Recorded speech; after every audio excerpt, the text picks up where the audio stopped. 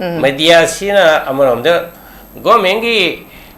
tawriba thabak thawong sida maruena ashoiba leiba singse mase investigation tawraga puthokpa aduga praja mayamda khanghanba haibasi all democracy da zum chanaba mane hariba adubu laibak thibadi media gi freedom je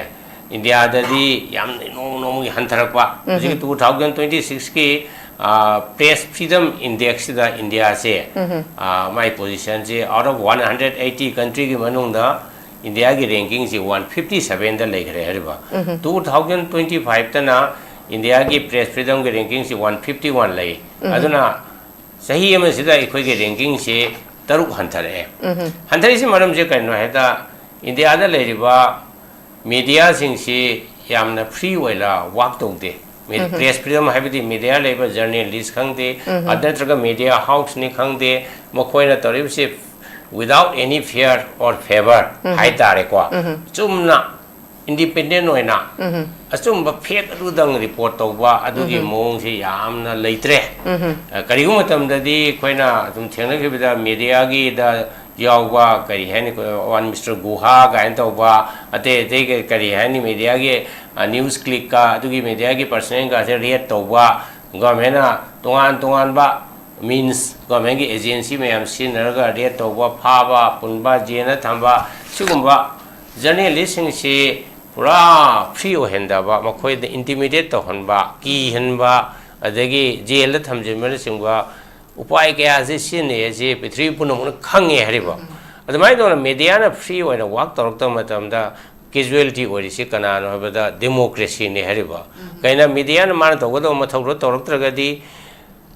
hojiki government na tawriba singsida aranwa leiba khotpado puthoroktragadi democracy se fail orakadoi ne hariba aduna laibak thibadi khoige press freedom se India da khara yam hantagare yamna low in legre mase tawriba ingasai ahamba round haigiba aduna ni masagi kari hani government siga pesa paiba mi singjiga mari leine khiba mokhone media housing si on tawgiba so aduna dumana government na panggodo ba du news adu khaktang kari hani koi phongba iba ngangwa torokpusine hariba ko aduga Manipur gi context ta de khoina budi Manipur gi di media housing si tudokna masi yam kana kena tawbusi yaude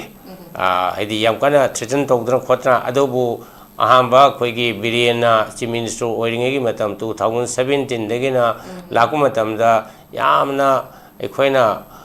kari hani media bu threaten tawbusi khoigi journalist ama NSA da pandra khotna dumai tawna thamgiba khokeba social media da post tawbagi adugi BJP की policy नत्र नरेंद्र मोदी की करी है नी असुगुम्बा वही policy खर दो criticise तौरबा काउदंग नत्र का यूरिन का लेंगो फनी का हाइबदो मसे साइंटिफिक ओइदे खोते का ना हाइबदो मसे यामने विंडिक्टिव ओइबा मोंग द गवर्नमेंट NSA का पानसेनबा अद मसु पानबा सोय आदब एक नी NSA से कोई DC ओइना डिस्ट्रिक्ट मजिस्ट्रेट ओइना लेरमी अद NSA की पानबा से मसे अयामना kanone punishment nateba is a preventive detention gawe NSA se preventive detention ai de khoina kari manupa amna tungkona public order ra kai ga da ba law and order kai ga da ba du ma thabak to ko to tawdana bai dangta temporarily ona mahakpo confine to ba detain to se to gi adana hauge ba hojiki leiba ko Sri Y Khemchan gi sarkar da di sumba journalist mai tawna attack to ba tiki hanba kolan ba se ai hojik phawbudi kya ude adu hanagi en biren gi sarkar da di yamna social media ra post or ko journalist sing se amana mana threaten to ba jail thamba khopas yam to gi madu yam laibak thibani haina khali madu amu hana tholok to su oisi no na khali aduga aroi beda hojiki leiba khoi gi Manipur gi situation se da aikoi bu kanana kanbi ga da gi haiba question sin heriba aikoi bu save Manipur ada kainona khoi gi numit kharni gi mamang da hojikti Rajya Sabha gi MP ju oire aduga BJP gi state ki president madam kari hani hojiki president maming du ko ore Sardana only BJP can save Manipur ga hai majudi yam rhetoric ni political loiba aduga makhoi na to foraiba BJP की थाउंग आदो आदो जो है बरा आदो मैं तो tauthoreba thabak thawong thawna mawongsinadi Manipur kanbagi thabakti hojik phawda prajana amata udi hariba pangan thoktana adi lausing thoktana natraga thawna leina Manipur se kanbagi mawongse BJP na tawbusidi udi ase aina haibagi khakti wanate BJP bu Manipur leba praja sing pendaba yam leire hojik sibu hariba masigi result je election la lakani adubu ai am the but I am khakta hapse lauge ko ai khoi gi Manipur gi praja sing se kari hani khoi gi maite ron da phajadaba lengoi da harga di machum chaba kangbu wen khram leiri ba machum chaba mase power da leiba BJP gi MLA natraga BJP gi minister du gi magi mangon da gi khudong chaba khakang lauraga masa masu thabak hakadaba natraga magi leiba kari haini nungai ba posting du khongdung pi rakadra ina ki ba adugumba yamna loyal loiba BJP haba party sina tawriba arahan be singse usinna da ba adugumba mioi ke asu leita badi natti hariba aduna aikoina simply khoi BJP si mathangi election da kara roi hana just adugi predict tawrubadi khara luni kaina da Manipur gi praja singsina hadi Sidamaram ani hum lai praja si yam lai re hai bo lai ra bani na ngasai gi paisa si yam darkar loi bo ekoina public ki kari ka sum sapa khopa khulak lai rak da sapa da ngasai gi chak ising thong ngai lai da ba ana ba leiba matam da leyeng na boi paisa lai da ba hoje leyeng muga se paisa yam change ba hiya hidak se tablet ke strip am da lupa changa ka yo lupa lising ani ai se icham cham ba leyeng ba da dum change heri ba adu ga MRI no MRI ka toruk matam da ni lising nipan lising tara ai se minimum ni adu hospitalization se private hospital ga am tawra di lak ani hum ai se minimum ni ar masil leiba si ayamana leiti heri ba adu na masigi paisa se leita bani na ngasai gi Hana power pai ba mi singsin ma khoi da depend tawgi culture ama haidi ma khoi da niro haina haibagi gumagi adu me culture ama tawgi ba sana Manipur gi praja tho ga chen ba ya da na ba chen da na ba ma khoi da nira na bagi adu me culture ama environment ama create tawgre ba adu na praja singsi su pai le taram ni na ngasai gi vote paisa longning ba yarga di ba party gi bo candidate amata da na ta ba ani da gi ohum da gi longning ba madu senpham amu oini gra na mai tong to ba aduna paisa gi chang si su no gi hangalak ba aduna masigi leiba vicious cycle ama vicious cycle ama create tawri dana ko masagi voter na paisa lore adagi leiba candidate na heng vote kar ga na ma gi chang yu paisa do hanjanna ba amu maduri double hanjanna ba triple hanjanna ba adum ba kano tawri adugi hanjin dab su yawrimni aduna yamna phatta ba adugumba climate ama election gi electoral politics da masagi achum banata ba free and fair over election dena ta ba masagi election commission na piri ba expenditure gi limit to the 10 times 20 times hena wang na khosa si tawe hari ba ada pabung hojik si haiba Manipur gi issue si ihan bada haidi ma gi haurakpham issue si yamna laikre adumapu ST demand gi observation haibadi STP gani haibagi kano makhaki dagi hairiba khoigi 2023 gi da du da rally ma chatpa haurakanda madudagi tholakpa course amasu dum oiri aduga hojik Delhi da thoiba NTA ne lauba exam sigi da khoigi hairiba ngasagi khoigi Supreme Court ki judge samana satra mahairoi singsi cockroach ka pangkhakni hairuba sigi mathakta sumaina mioi aspirant taraga mapan suicide tawrok pasina mari leirakanda hairiba mathang chi thoklei adumakpu hairiba NT exam si reformation tawba masu tangai phadaba ama leirabra haibagi wahang su lei aduga NTA na lauriba exam si masigi exam si angang hatpa exam amakhak oirabra adu gi mathakta medical tamba haibasi yamna transparent oina makhong yam sengba mahairoi singna tamgadaba adugumba habadi doctor habasi dabu next to god hainari banina dubu handak lik oiba matamda BJP gi mi su dum chena khibalai adumapu hojikse makhoi thiga khokatana dumakti tawri adumapu dharmedra pradhan si resign to habasi hojik phawa khoi union gam ngasai chi amakhakti thoi madu how far kadai pu yona legitimate oide haibadumakti chapchana khangdri adu pabung masigi marak thatna Sikimis macha amana safe Manipur haidana haiba matamda adum akhoi na ujabada lairiba manak tu da lairiba akhoi gi journalist sing da hangba matam da adum makhoi na positive oiba response pining da na adum na thaiba gi mawong masu du makui masi makna national thak ta lairiba media housing si godi media haidana miyam na hainari se pabung masi yamna marik chuma bra habagi mami makhaksu tarakli sumaina lairiba sigumba point si da pabung gi assessment da pabung gi point of view da pabung kari kamaina thambaya pabung thang tham hojiki shape manipur gi kanu si lak tringe mamang da laiba context to se harap understand to share ba context se to wodi khoi ge supreme court ki chief justice Suryakantrana yamna casual oiba remark ama supreme court ta pigi bhai tare ko koi ge india ta laiba unemployed or youth sing si they are like cockroach haina mai dong na comparison ama tawru bune hari boko matang du da smai tawru bu da koi ge unemployed or youth sing yamna kanu si thabin khang phang da na kai da kana da bagi mong si makoi si gi value si leita bai mong da pi ri remark si da kan wo Boston da USA ke Boston da lek tamba visit dipke na masida magi kanoda Twitter magi Twitter account da smai taw na tobusi gi matang da kari han magi post ama torok pa ko torok sida gi magi millions of followers lak ba di matung da ji ki haripsi movement na mo na mani India da leba unemployed youth sing gi mayam gi pen da ba se phong na bagi adum bagi outlet amo oina hojigi Caucus Janata Party si seme dana ko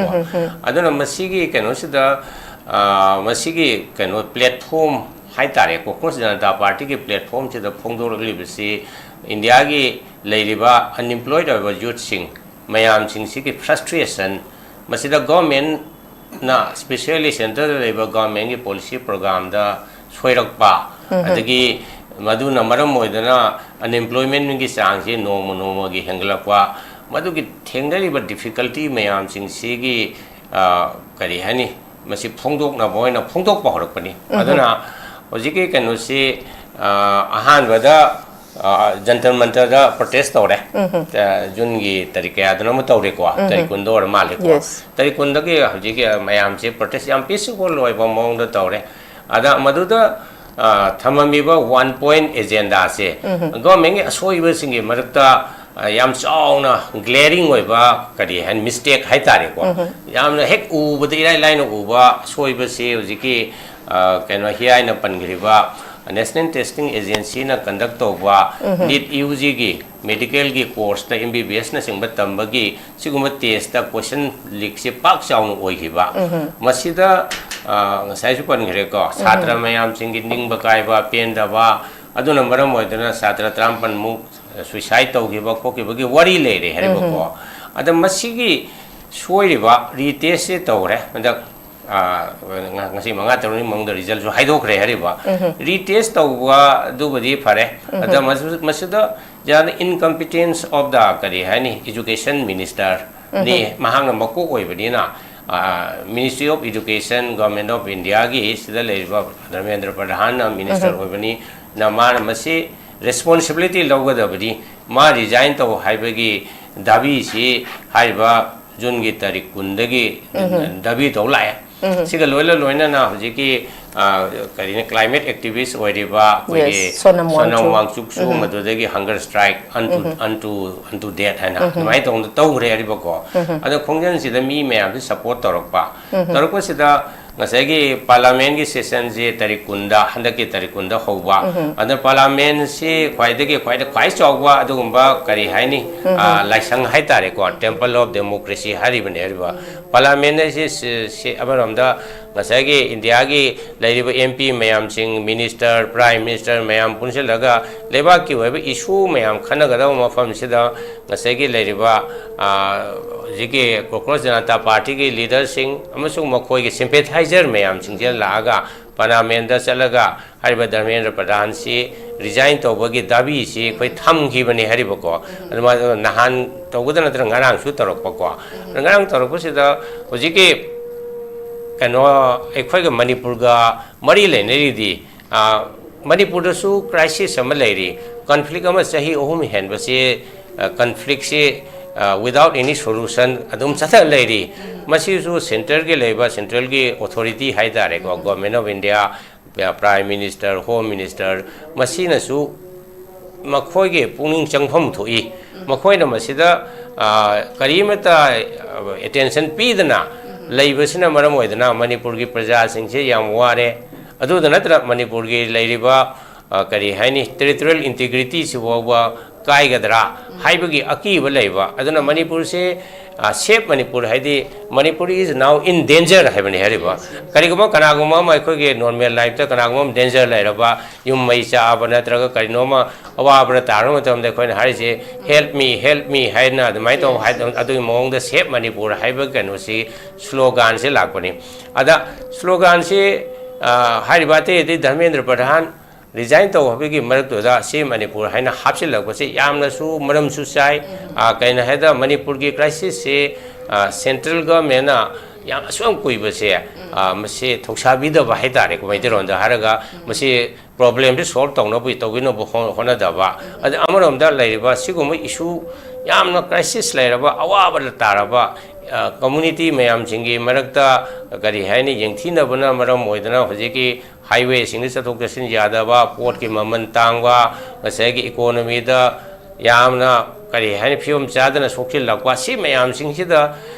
sigi matang se national ge leiba media sing ki keno sing sidam khona su attention pibi da ba makhoi ge Delhi da thokwa incidents hagadra events hagadra maduni hen importance piba aduna India se yamna British chawi adubo akhoi ge north east especially Manipur gumba gi matang events sing je makhoi na khara su mirai bugum tawi hariba aduna ngasai ge keno na hariba mase godi media adu ada hydrosu harapudi sumi kaina hada hariba national gi leiriba media sing se ayambana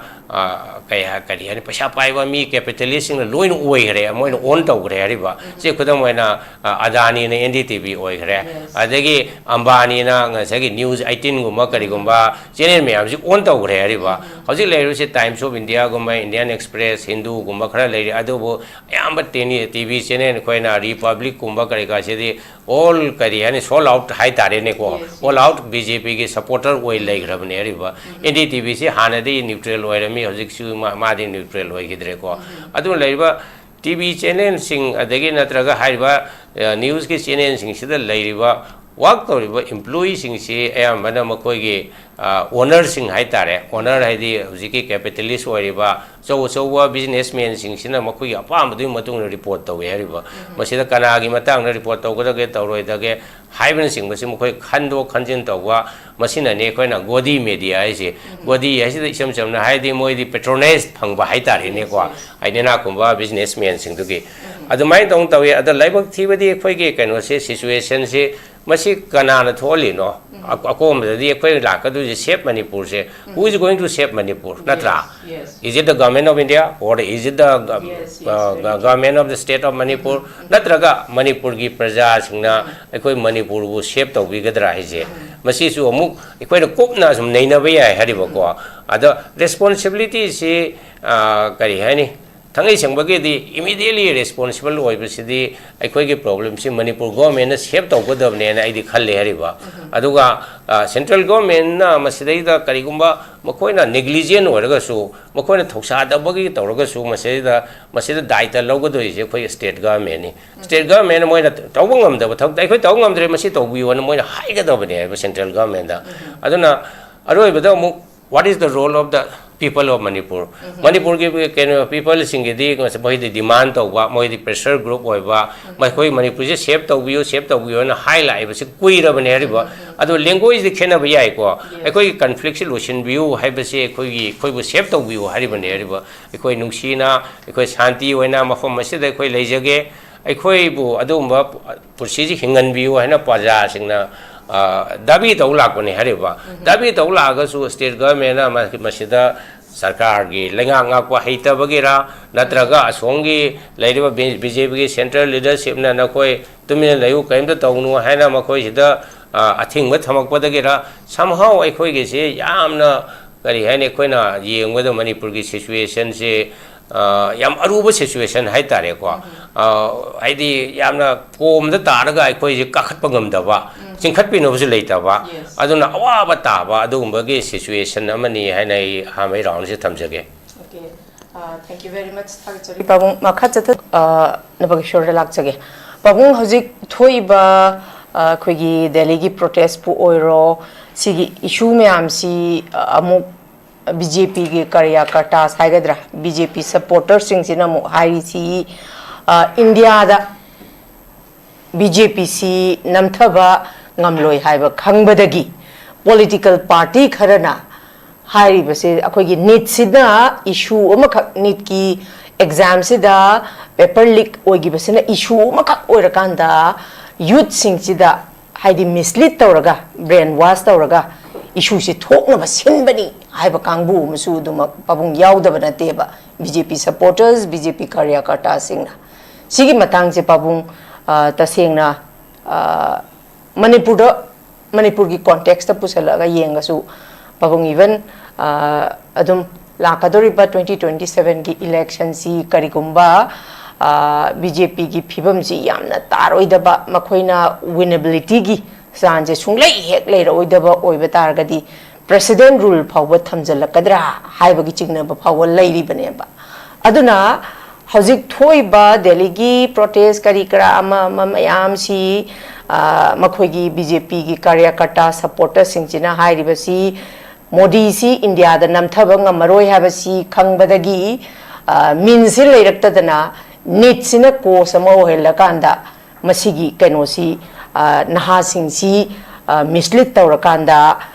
makhoi sida brainwash tawbani haiba statement ang kasu pabung khoina sum thi paba da su dum thengna jai sigi pabung sigi matang sida pabung Manipur ki context ta su yenga hajojik thoiba singji yenga da pabung gi assessment ji pabung kamain to be pabung ta tami hajik phawda leiriba Crocus Janata Party na sangsil leiba khungjan sidadi any opposition da leiba political party ga makhoi ga mari leine haibegi praman leite ngarangi thodokta Congress Party na makhoi gi su haiba issue sima leibani na Crocus Janata Party na toriba khungjan duga matam do simultaneously oi haibegi wani aduga issue di karigama Crocus Janata Party na haiba protest taramdragasu Congress Party gi di aina sumu bada all along parliament session lakko sida koi protest tawgani haibagi adam preparation leibo oina tawi aduna aikoina Crocus Janata Party se opposition gi Congress Party or Aam Aadmi Party natraga South India leba party singna makoini insil laga tawgani haibadu madi aran ba soidna oigani ana idumai to haijage ko aduga atopa amna any kind of a democracy vibrant over democracy hai ko vibrant over democracy ma leba yamna free over media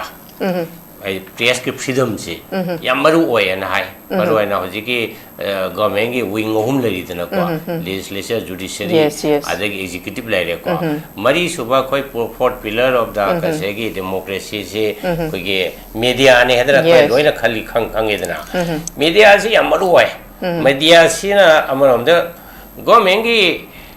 tawriba thabak thawong sida maruana ashoiba leiba singse mase investigation tawraga puthokpa aduga praja mayam da khanghan ba haibasi all democracy da zum chanaba mane hariba adubu laibak thibadi media gi freedom je India da di yam no gi hantarakpa ji 2026 ki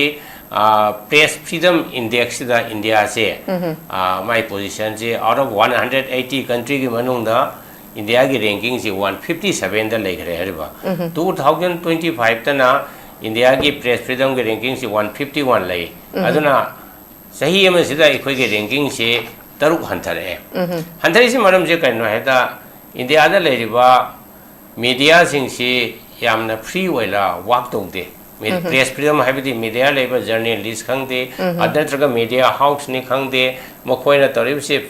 without any fear or favor hai tare ko chumna independent oina asum ba fake adu dang report tawba adugi mong si yamna leitre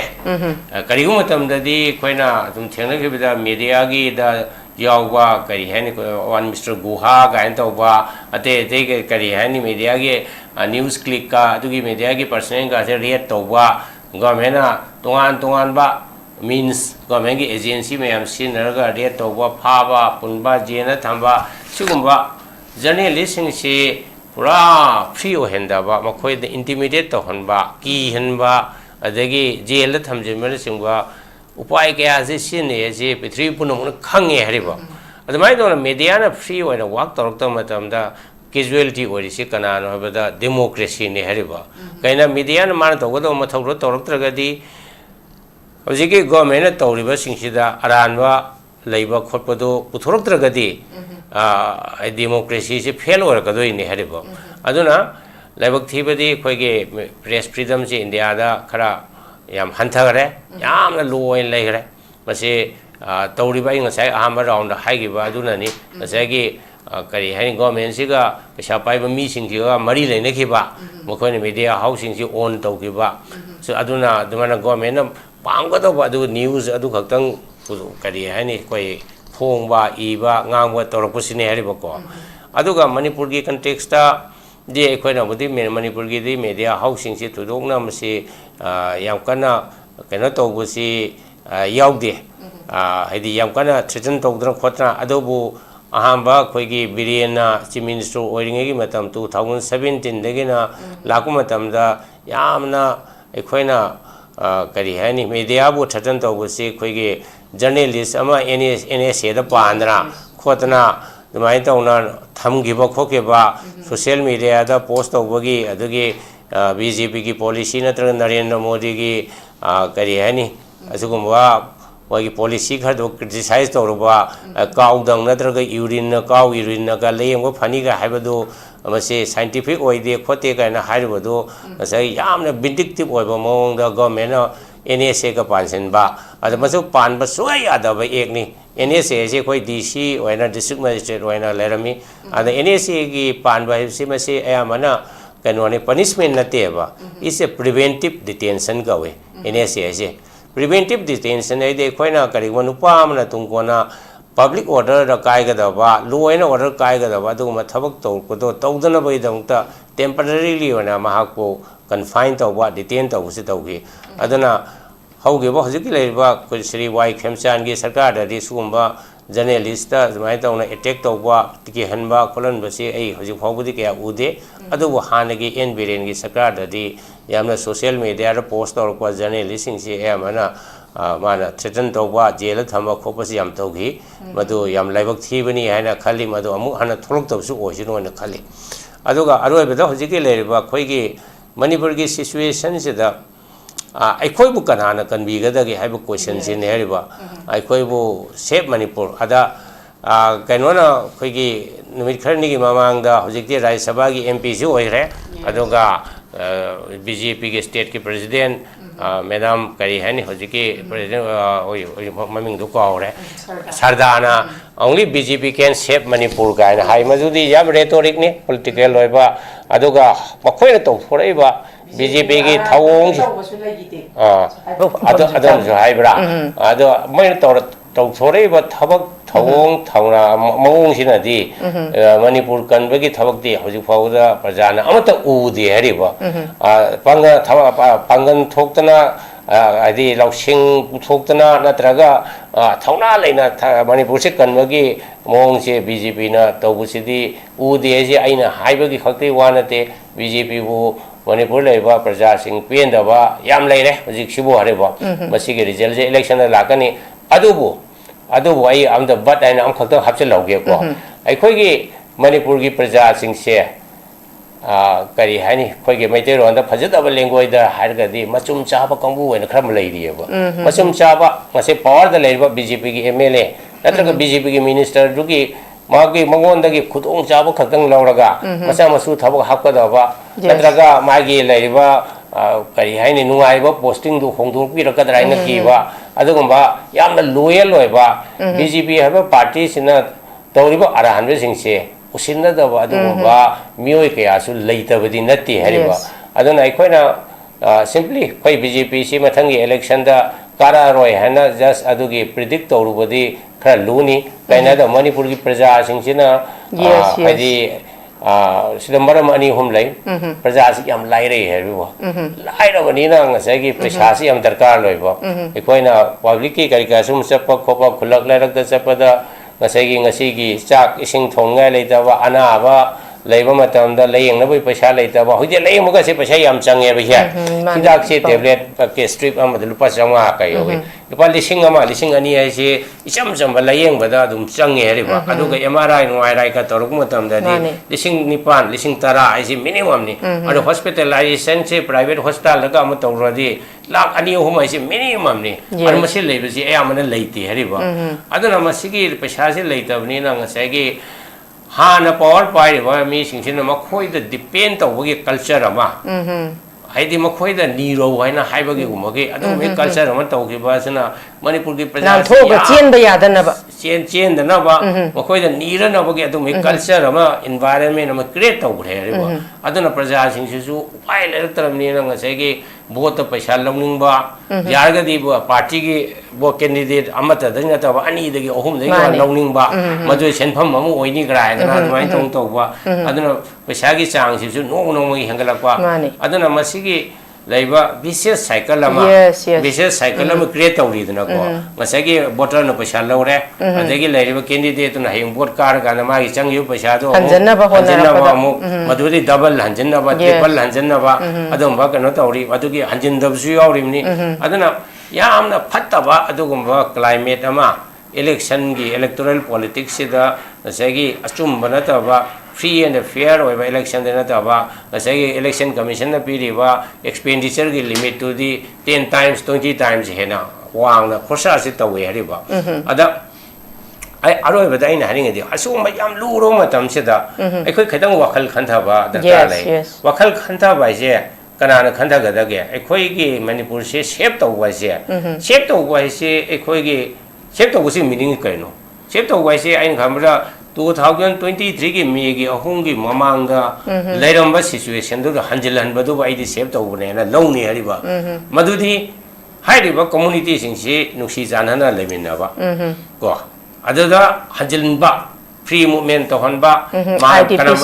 lining from the labor suba nomba pamba kangu na sum suhan ba adu ki film der hanjin bado aidi save Manipur ne na longni hariba adu bo save Manipur sida thingi ba break kauri ba athing ba block to se kana no su identify to gom dar ka le hariba kana no save Manipur sigi against the lazy se kuda mo ra su to na riba ko militants sing se they are not interested in kariyani apun mo Manipur da mo interest leite hariba makhoi dage sugi nama da khulai pa hendana free da chalhandana ma koina tawning ba rampage haning ba hat pa